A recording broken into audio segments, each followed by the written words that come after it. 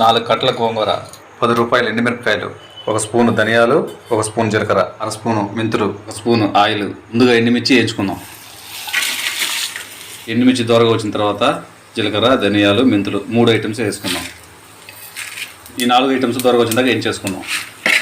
4 కట్టల గోంగూరకి 4 స్పూన్ల oil. Oil వేడెక్కిన తర్వాత గోంగూర అందులో వేసుకుందాం.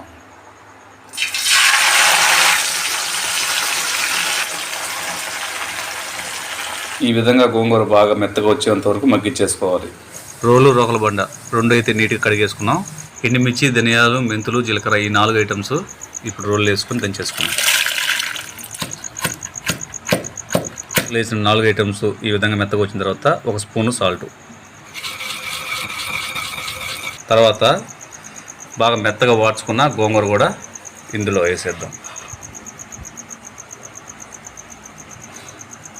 తర్వాత గోంగూర ఆ మిరప్పొడి మొత్తం బాగా కలిసిపోయే విధంగా రోకలతో కలుపుకుంటూ దంచుకుంటూ తిప్పుకుంటూ ఈ విధంగా గోంగూర రెడీ అయిన తర్వాత ఎర్రగడ్డ ముక్కలు 4 కచ్చాబచ్చగా దంచేసుకొని తీసేసుకోవడమే. పచ్చడి ఇది రెడీ అయిపోయింది. అందులో నంచుకోవడానికి ఉత్తిగా ఉంటే బాగోదు కదా, అందుకోసం సముద్రం గురకలు, ఉప్పు చేప గురకలు. కళాయిలో అయితే 3 స్పూన్ల ఆయిల్ ఉంది. ఇప్పుడు అందులో ఈ ఎండు చేపలు వేయించేద్దాం.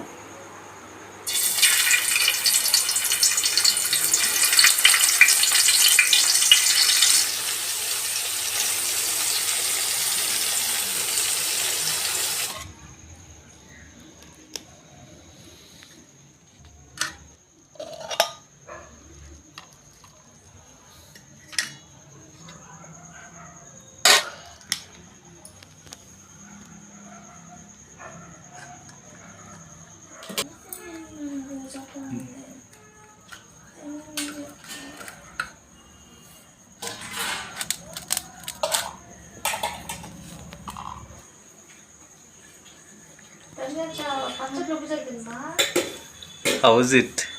Super.